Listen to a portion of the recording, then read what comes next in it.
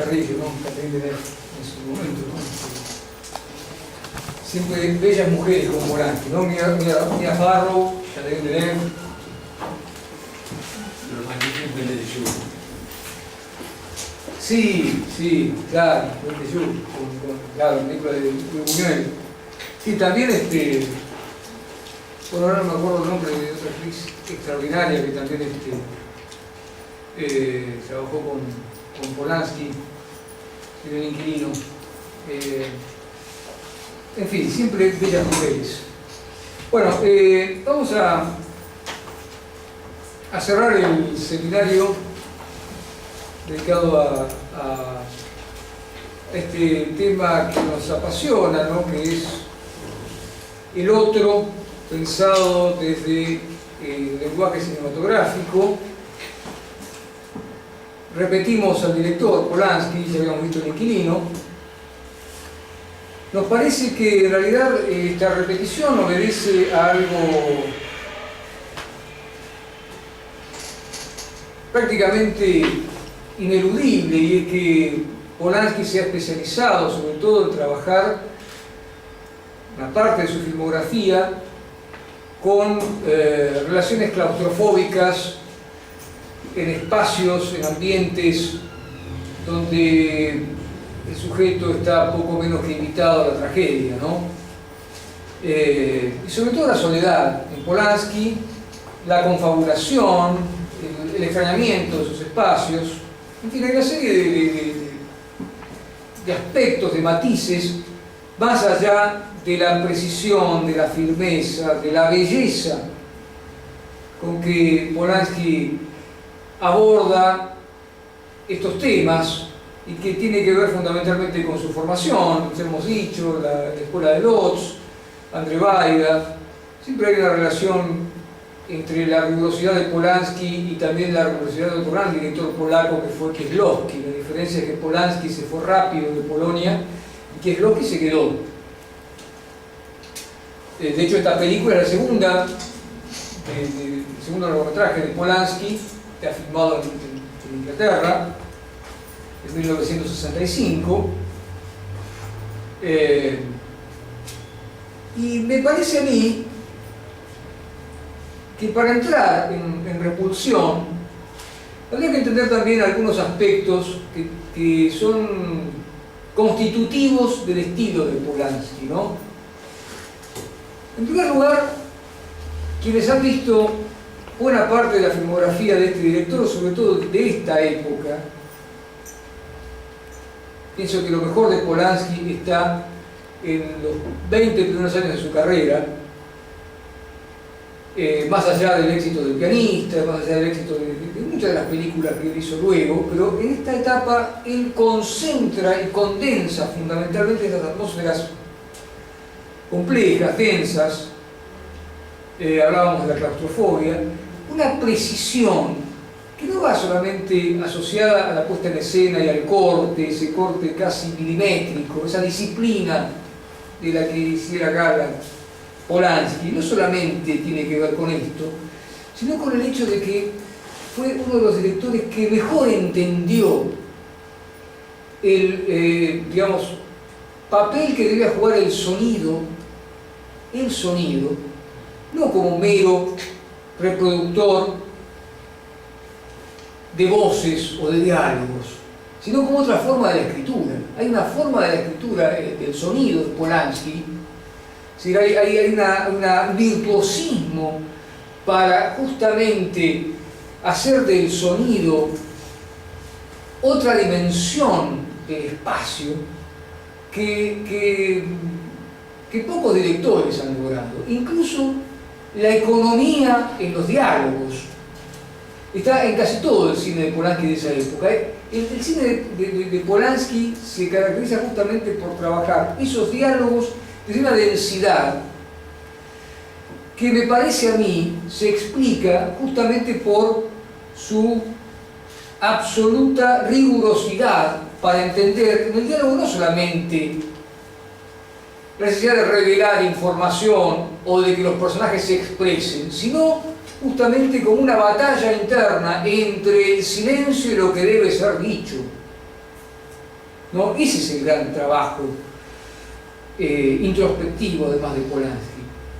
Bueno, yo quería empezar con una cita de Jung.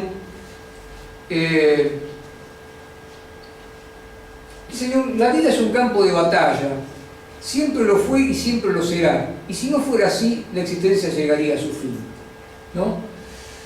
Bueno, me parece que es realmente una cita que nos permite entrar no solamente en esta película de Polanski, sino resume todo lo que hemos visto en todo el seminario. Esta idea de la vida como un campo de batalla.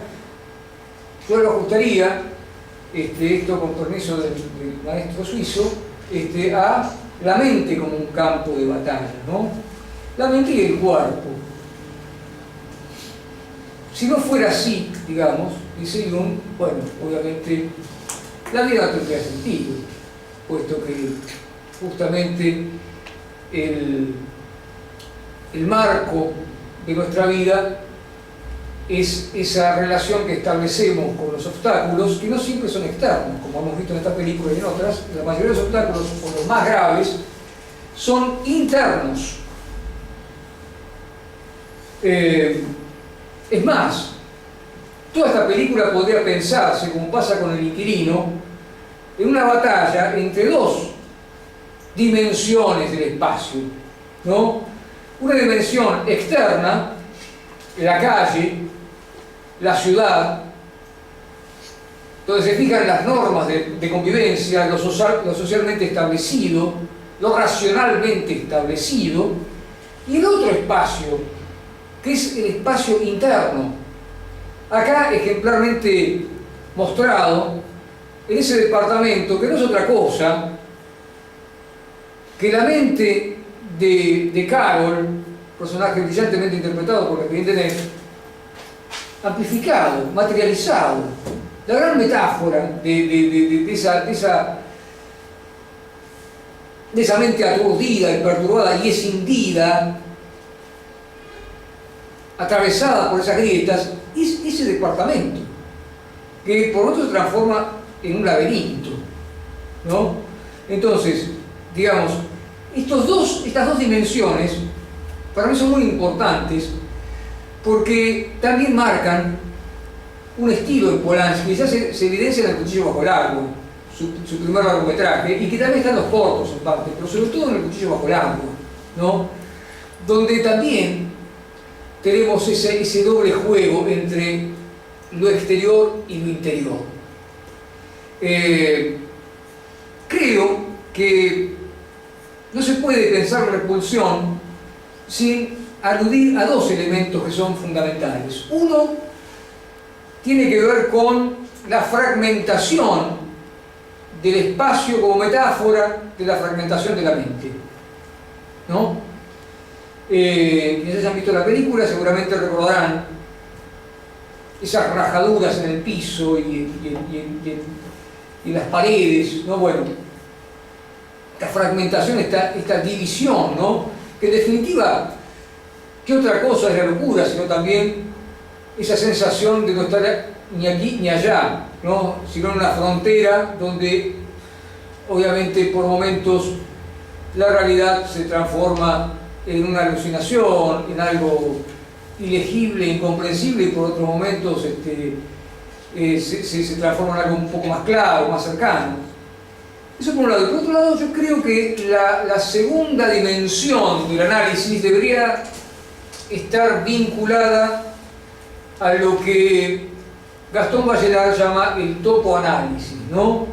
Es decir, la constitución de atmósferas de una densidad, como ya hemos visto, importante en Polanski, pero que están asociadas a la relación que se establece entre los sujetos y los espacios que habitan, las casas donde nuestros sujetos viven, y esto tiene que ver un poco, esta perspectiva, con la poética del espacio de Gastón Bachelard. Bien, siempre me gustó la definición que dio Polanski de esta película. Dice que él lo que quería filmar es el paisaje de una mente. Esto es maravilloso, ¿no? El paisaje de una mente.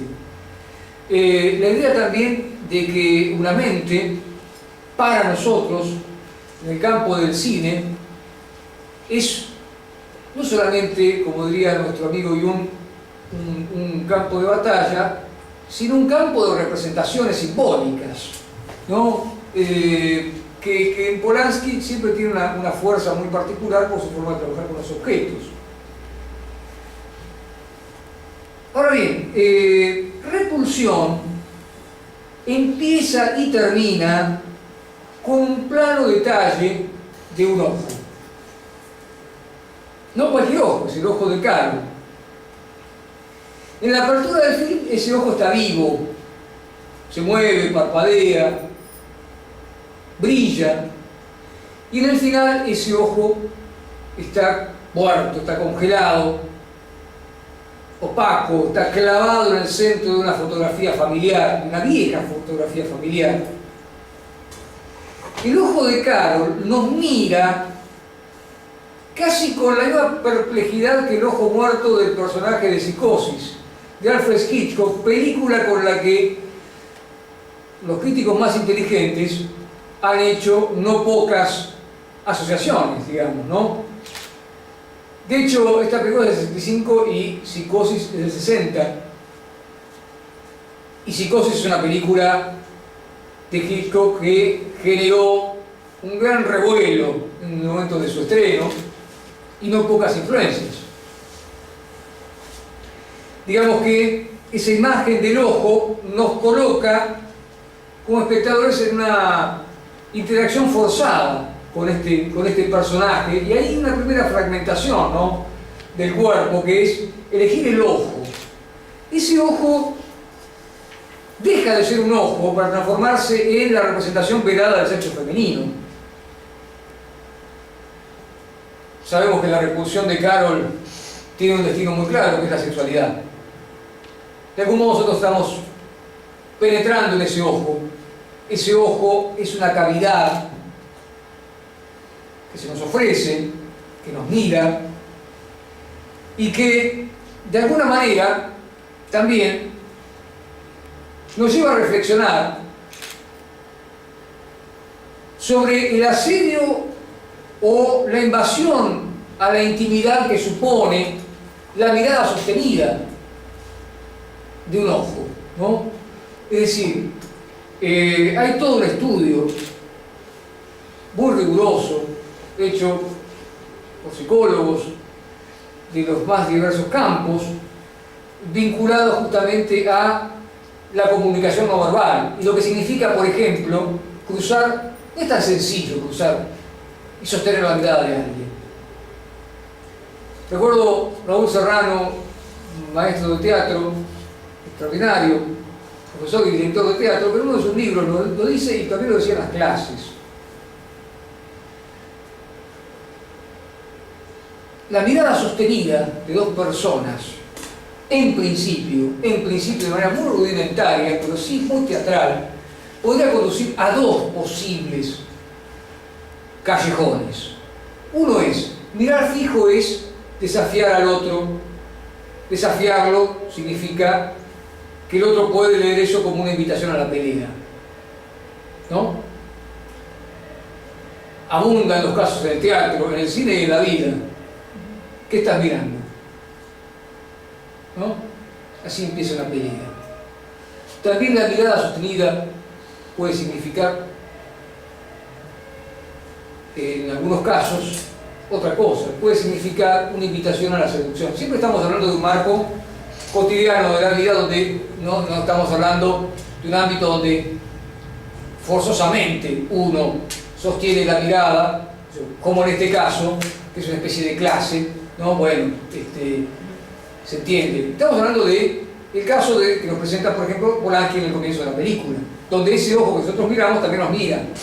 Nos está observando toda la película. Catherine Deneuve, interpretando a Carol, es una observadora de un mundo que se le revela como ajeno. Digamos que si en un primer momento ese ojo pareciera mirarnos. Después vemos, después del primer corte, que en realidad no es así. El corte que hace Polanski, el primer corte que hace es para cambiar de ángulo, y al cambiar de ángulo también vemos que el espacio en el que está Carol es un espacio en el que evidentemente, por alguna razón, ella no puede sostener la atención. Su mirada se desvía, se mueve. Es una mirada que parece no encontrar el eje, que parece no encontrar el centro. Es una mirada nerviosa que está más allá de ese espacio, que lo trasciende. Incluso la música del Chico Hamilton, que fue instrumentada por Gordon Sabo, es una música donde predomina la tensión de la percusión, ¿no? Y eso, digamos, unido a la mirada, a este plano del ojo, todavía nos genera mayor incomodidad.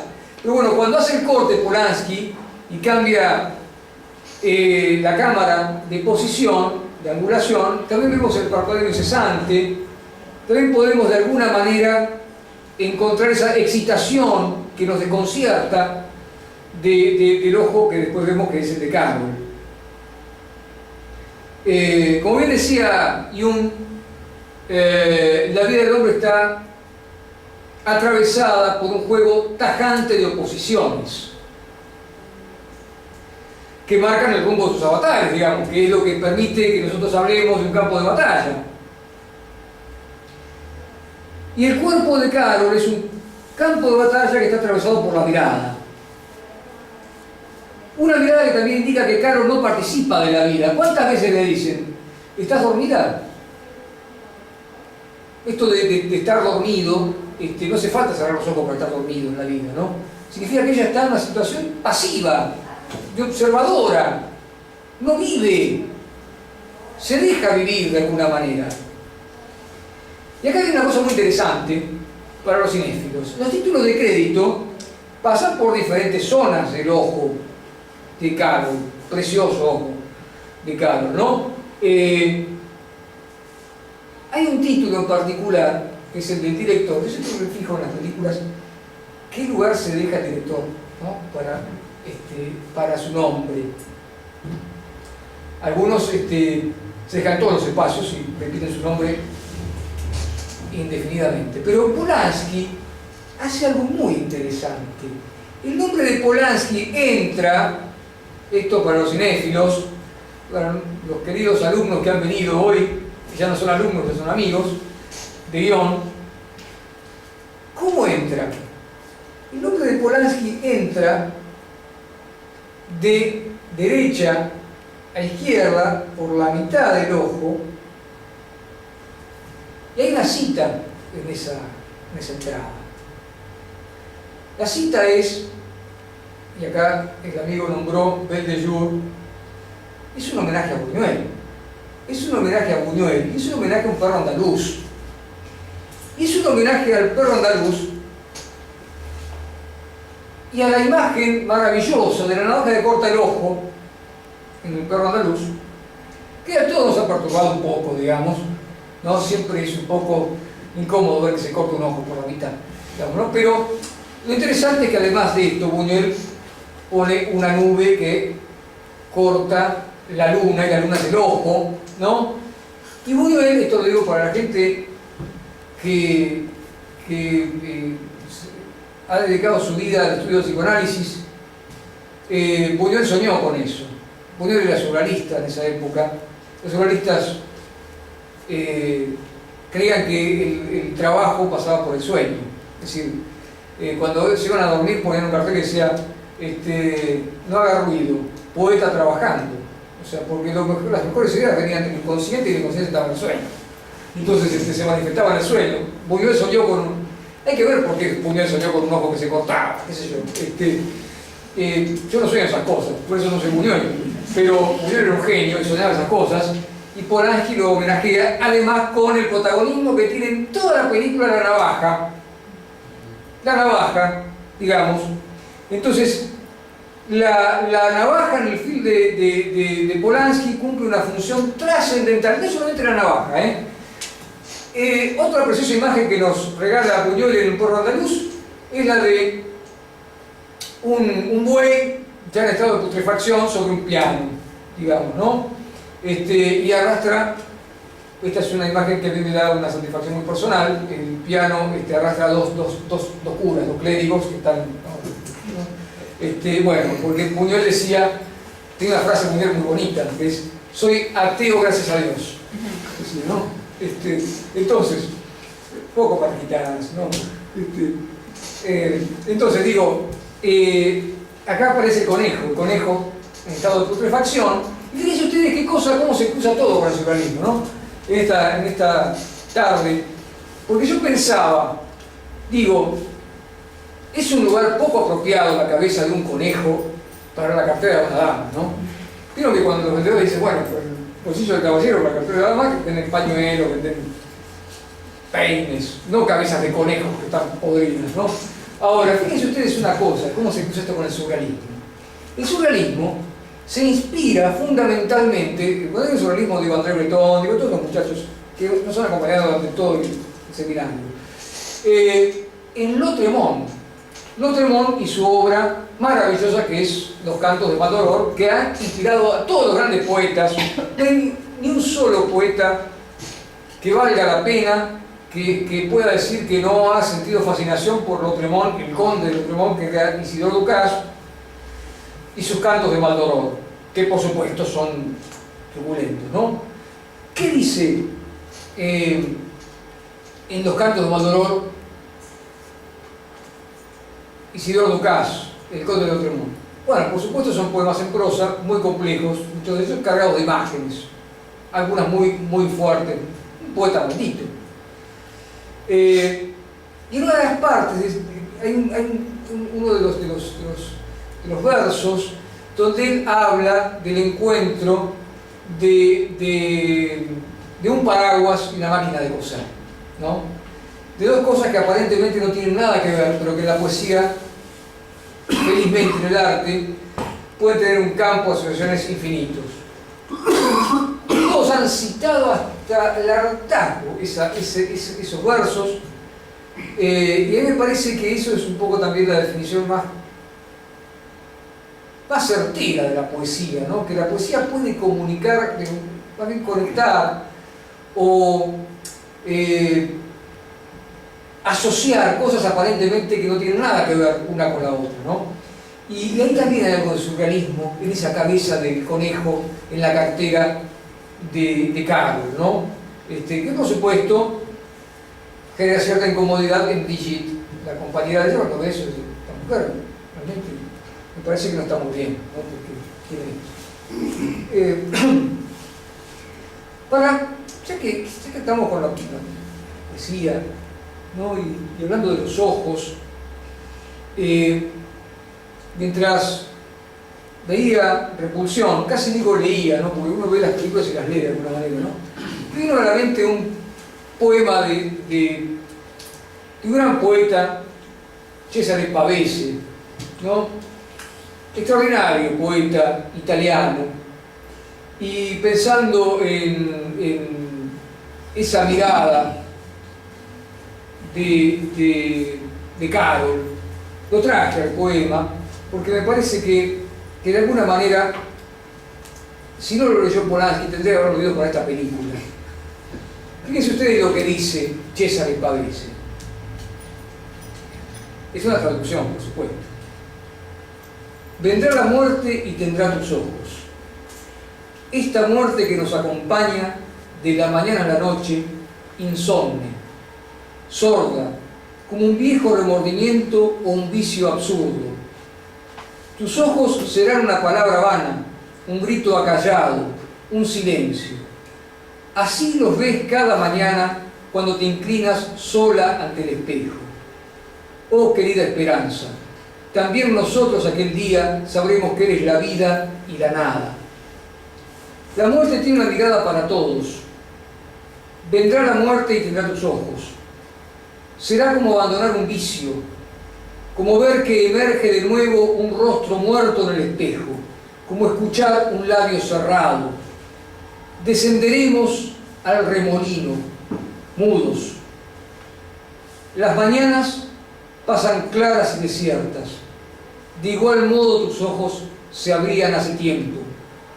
La mañana transcurría lenta, era un remolino de luz inmóvil. Callaba. Tú callabas, viva. Las cosas vivían bajo tus ojos. Ni pena, ni fiebre, ni sombra, como un mar patinal, claro. Donde tú estás, luz, está la mañana. Eras la vida y las cosas. En ti respirábamos, despiertos bajo el cielo que aún hay en nosotros. Ni pena, ni fiebre, entonces, ni esta sombra pesada del día lleno de gente y distinto. Oh luz, claridad lejana, respiración cansada, dirige hacia nosotros los ojos inmóviles y claros. Es oscura la mañana que pasa sin la luz de tus ojos. César Pavese, que desesperado se suicidó en Turín, ¿no? Y este es uno de los últimos poemas del gran César Pavese, que tiene mucho que ver con Carol y con repulsión, me parece a mí, porque nos habla de esos ojos que ya están prácticamente asociados a la muerte. Y yo mencioné la relación de Buñuel y del perro andaluz con Repulsión de Roman Polanski, y omití una cosa que ahora me vino a la mente mientras estaba leyendo al maestro Pavese. La ventana. Ya hemos hablado de Polanski y también pasa en El Inquilino, con esa ventana a la que queda a la nada. Quienes recuerden Un perro andaluz, seguramente tendrán la imagen de este hombre vestido de clérigo que va en la bicicleta, ya que se lo ve desde una ventana, ¿no? ¿Qué es lo que ve Carol cuando se asoma a la ventana de ese departamento? De un convento. Un convento de monjas. Digo porque hay gente que dirá, bueno, un convento, el argot del lunfardo es un conventillo. No, un convento de monjas, digamos, como corresponde. Si es una película que trata sobre la sexualidad, está bien que aparezcan monjas, ¿no? Porque, digamos, es lo prohibido, es lo reprimido, es lo que es el pecado, es todo aquello que digamos, Polanski estaba aburrido y lo pone ahí en la película, porque hay una gran carga de perversión en toda la película. Y yo creo, total, esto no lo escucha Polanski, yo creo que también él ha sido un maestro de la perversión en el cine, ¿no? Sus criaturas han sufrido de una manera tremenda en esos espacios, sin ningún tipo de conmiseración para rescatarlos. Y lo peor es que los enemigos de ellos no estaban afuera, sino que los enemigos bullían dentro de esas mentes torturadas, donde aparece esto que decíamos antes, ¿no? La idea de que estas cabezas agrietadas, rotas por dentro, son cabezas donde se filtra todo un campo de representaciones y de asociaciones que tienen los más diversos orígenes, ¿no? También habría que pensar, en términos de Jung también, ¿no?, los arquetipos y cómo hay ciertos arquetipos primales, ¿no?, que aparecen como el diente egipcio por ejemplo, ¿no?, en El Inquilino, y que conecta directamente con la antigüedad y con una serie de supersticiones que no viene mal en algún momento repasar.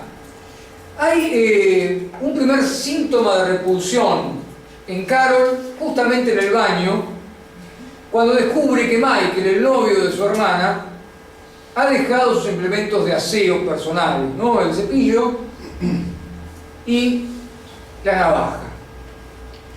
Esto es muy interesante, digamos, porque ahí empieza a cobrar otro valor la navaja. La hostilidad que Carol siente por este intruso, sea no solamente por una cuestión física, no solamente por la incomodidad de escuchar cómo hace el amor con su hermana, sino además porque él siente que le disputa el cariño de su hermana, que lo aparta, que lo aleja de su hermana. De hecho, tienen que hacer un viaje, y ese es el viaje, digamos, en lo que desencadena la crisis en Carol.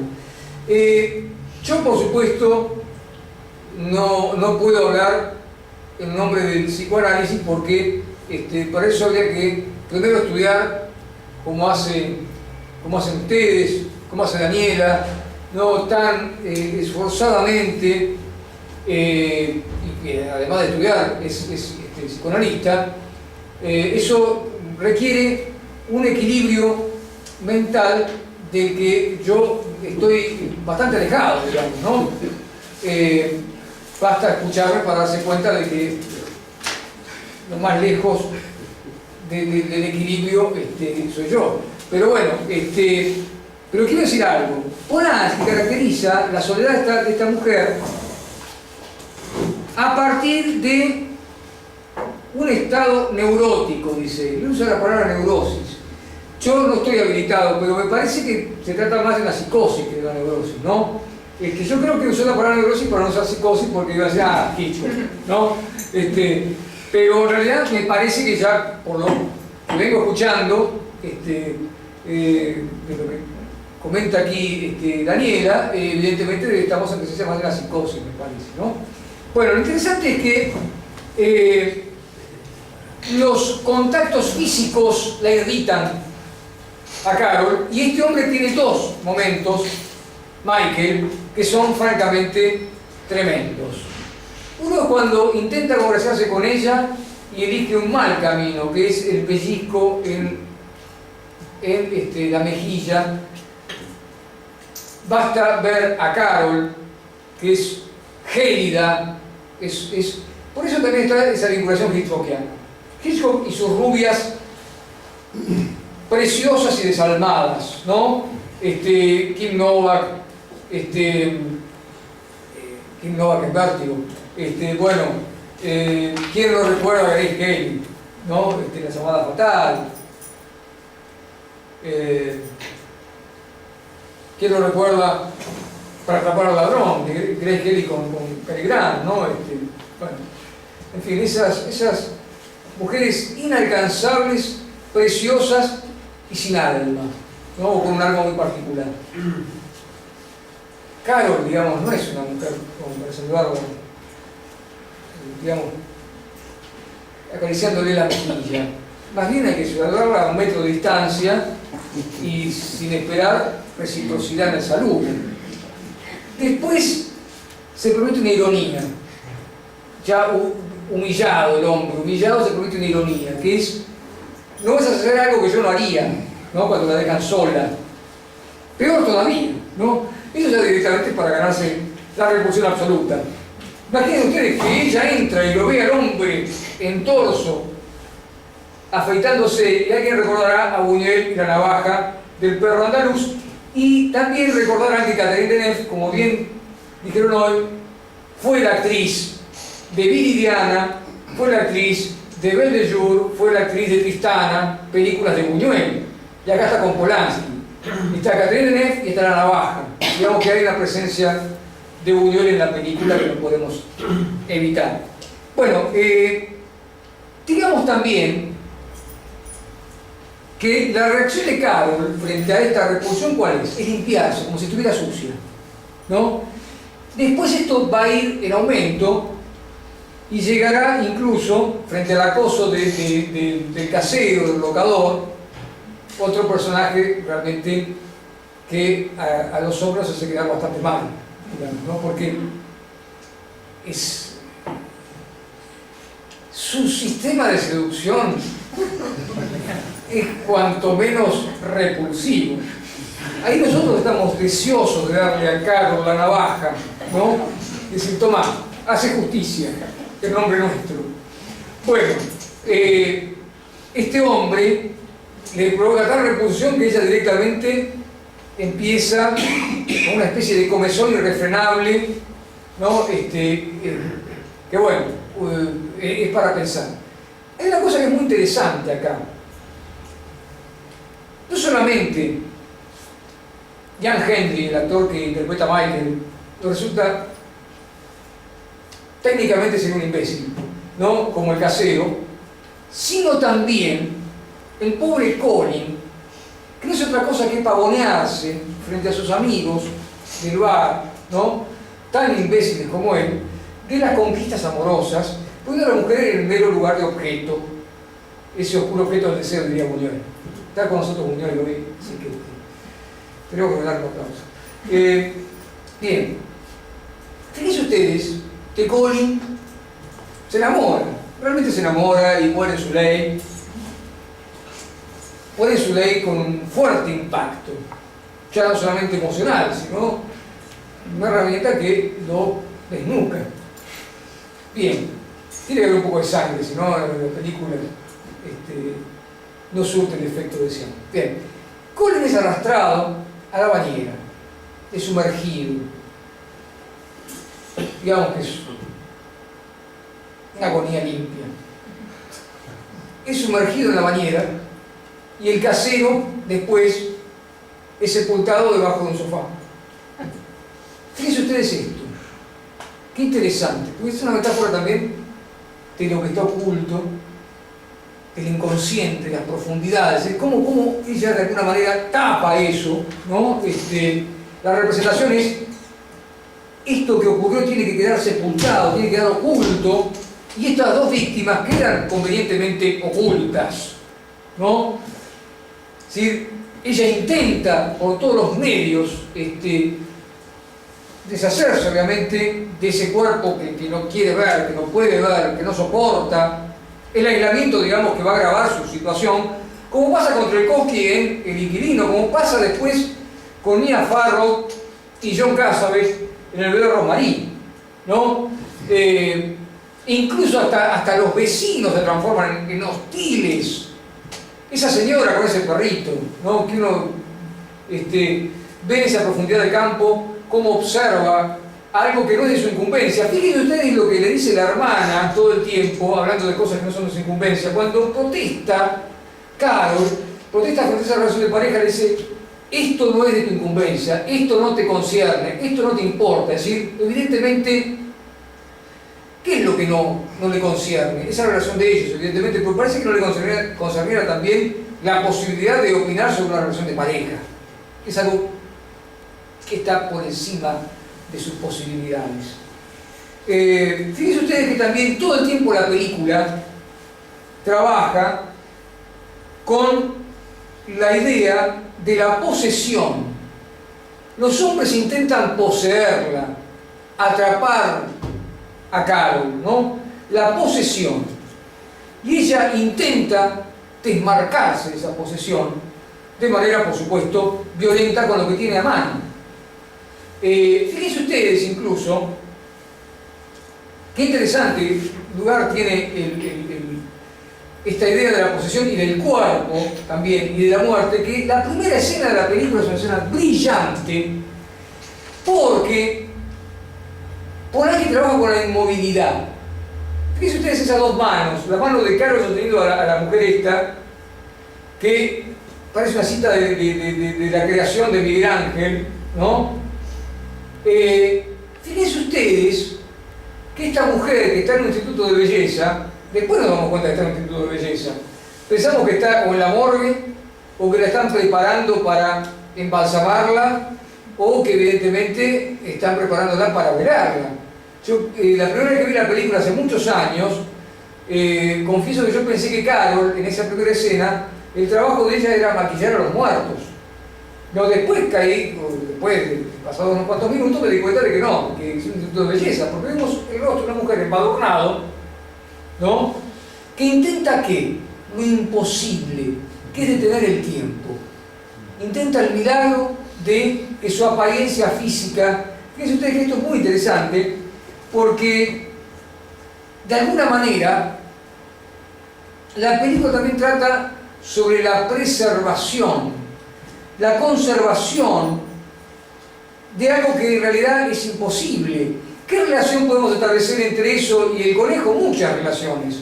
Ese cuerpo que ella conserva en descomposición en esa casa, ¿no?, es similar a ese cuerpo de esas señoras que van a esos institutos de belleza, esas señoras, ¿no?, digo, que van a esos institutos de belleza, y les ponen esos pepinos en la cara, yo no sé, no conozco mucho de cosmética, pero que terminan siendo como el pobre conejo, ¿no?, y aparece esa cabeza ahí, que es francamente muy desagradable. Ahora, fíjense ustedes qué interesante que es esto, ¿no? Porque, de alguna manera, la película también habla de la descomposición de la mente enferma, de la descomposición del cuerpo. ¿Qué es lo que dice Carol? Le dice a su hermana: hay que arreglar esta grieta. La grieta que ella ve en la casa. ¿Qué grieta hay que arreglar? Por otro lado, pensemos en eso, porque tiene que ver con otra simbología, que es lo que sé. El viaje que hacen la hermana de Carol y este hombre casado, digamos que Carol incluso va a recibir un insulto de la esposa de este hombre, que considera que es un canalla, ¿no? Porque obviamente no tolera la bigamia de la mujer. Digamos, también hay toda la construcción del hombre como un pirata, como un tramposo, como un ser repulsivo. Todos los hombres que aparecen ahí, realmente ninguno vale la pena. Me da vergüenza a mí decir, bueno, poner uno por ancho, que sea que diga que somos nobles bueno, y gentiles.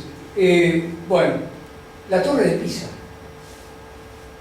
Es interesante el uso que hace del diálogo, el recurso que usa Polanski en un diálogo, cuando bajan por el ascensor, y herido en su orgullo.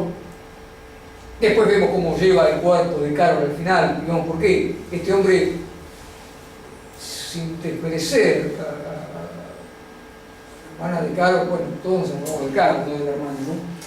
Catherine Deneuve es realmente una mujer preciosa.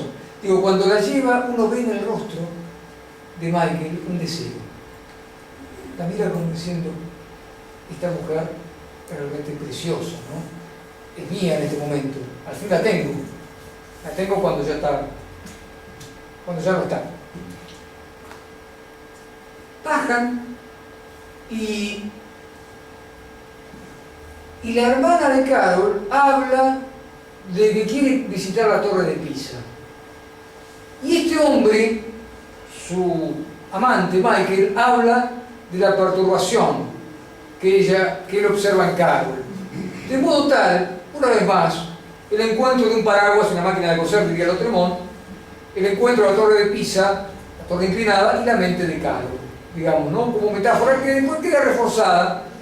Para mí no hacía falta reforzarla con la postal que recibe. Pues ya sabemos que está inclinada la mente de Carol, ¿no?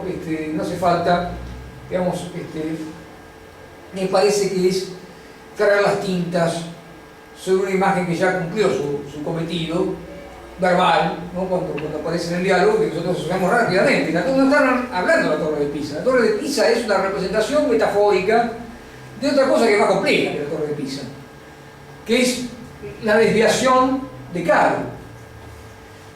Desviación que además está enfatizada porque esa Torre de Pisa también es un símbolo fálico. Si queremos realmente darle un sentido a la postal creo que tiene que ver con el símbolo fálico, ¿no? Que la diferencia entre la Torre de Pisa en ese sentido, en esa estructura, y digamos la Tour Eiffel, por ejemplo, ¿cuál es? La Tour Eiffel no está inclinada, digamos. Entonces, acá se trata de enfatizar además sobre este punto. Bien, lo que quería decir de esto es que toda la película también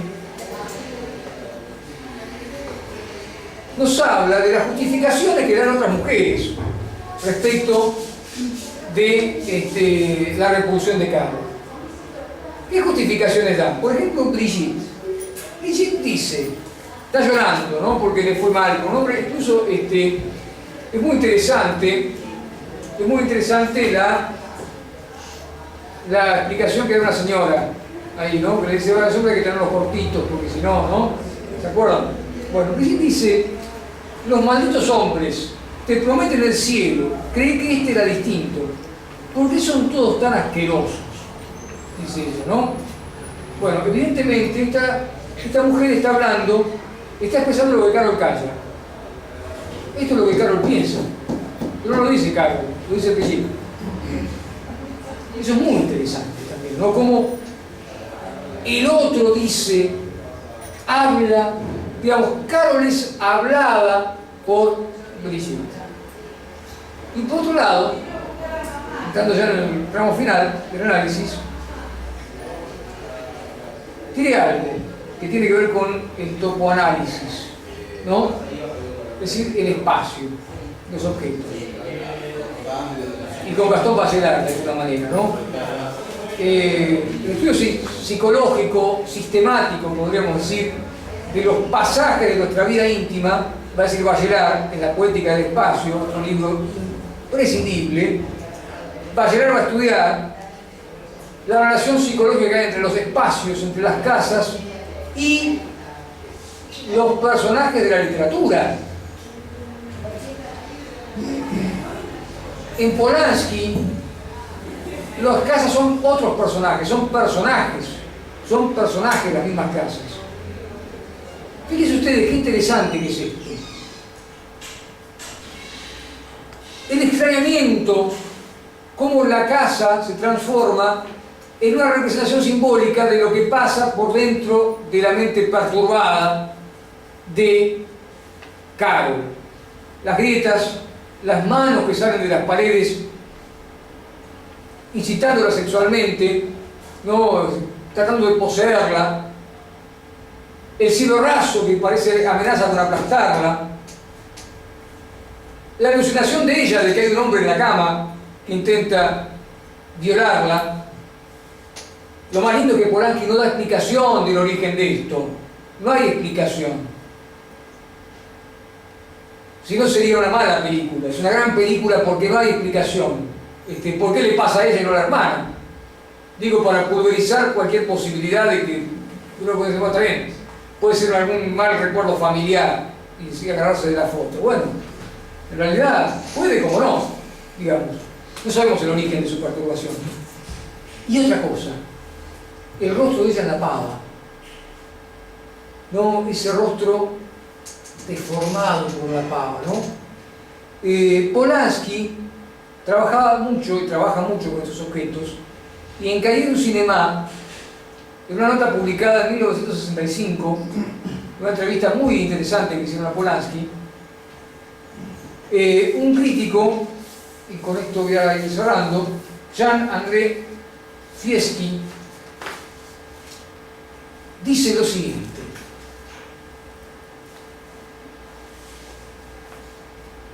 Repulsión no es una estrella muerta, ni una pieza de anticuario. Tan pronto el objeto ha sido terminado, el arte de Polanski consiste en darle vida. La habitación se mueve, las paredes se rasgan, el decorado adquiere la importancia de un personaje, el objeto rivaliza con el espectador, le sustituye. A partir de ese momento, toda certidumbre desaparece y comienza la inquietud. Siempre hay que desconfiar de los objetos de Polanski. Siempre hay que desconfiar de los objetos de Polanski, dice Jean-André Fieschi, un crítico extraordinario de Cahiers du Cinéma. Y yo creo que lo que más le gustaba a Polanski, le gusta el cine, es la construcción de atmósferas. Y esta película es habla de la construcción de la atmósfera. Cierro, por último, con unas pocas palabras de Polanski que nos van a venir bien. Dice, le preguntan, ¿sacó la idea de muchachas conocidas? Y Polanski dice, un poco.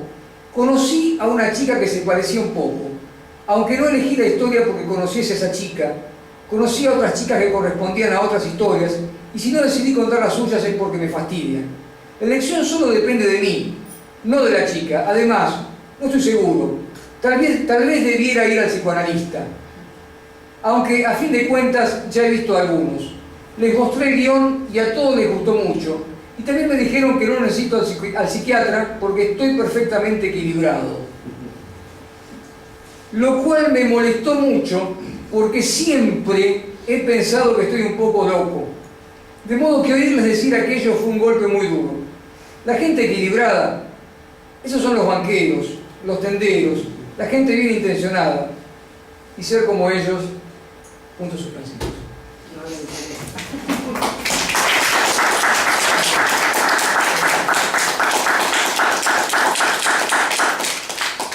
Bueno, finalizamos el ciclo, la verdad,